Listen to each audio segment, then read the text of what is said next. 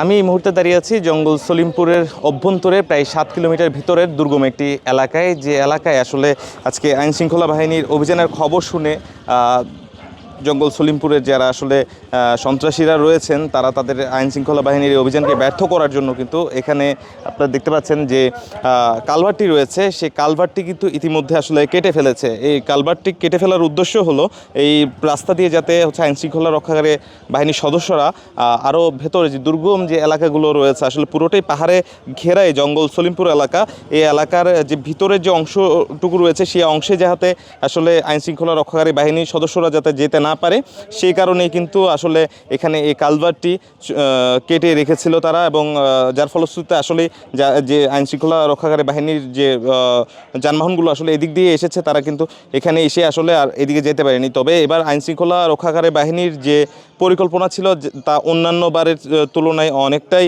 আসলে অনেক সুচারুভাবে পরিকল্পনা করাতে কিন্তু এবারে আইনশৃঙ্খলা রক্ষাকারী বাহিনী এবং আজকের অভিযান পরিচালনাকারী যৌথ বাহিনীকে কিন্তু তেমন ব্যাক পেতে হয়নি। তারা আসলে জঙ্গল সলিমপুর এলাকার যে প্রতিটা প্রবেশ পয়েন্ট রয়েছে, প্রত্যেকটি প্রবেশ পয়েন্টে তারা তাদের অবস্থান গ্রহণ করেছে।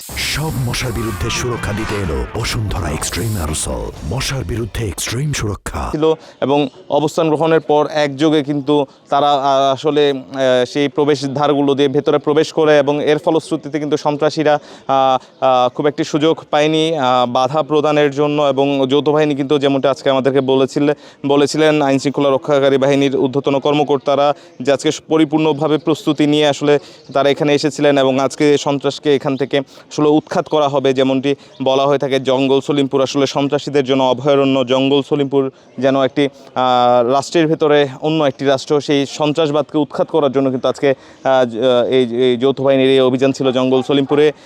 জঙ্গল সলিমপুরে কিন্তু বিভিন্নভাবে আসলে বাধা প্রদান করার চেষ্টা করা হলেও সন্ত্রাসীদের পক্ষ থেকে আসলে যৌথ বাহিনীকে কিন্তু দমিয়ে রাখা যায়নি। আজকে প্রায় যৌথ বাহিনীর 4000 সদস্য কিন্তু এই জঙ্গল সলিমপুরে অভিযান পরিচালনা করে ইতিমধ্যে 15 জনকে আটক করেছেন, এবং অফিসিয়ালি আরও কিছুক্ষণ পর জানানো হবে আজকের অভিযানের সর্বমোট তথ্য।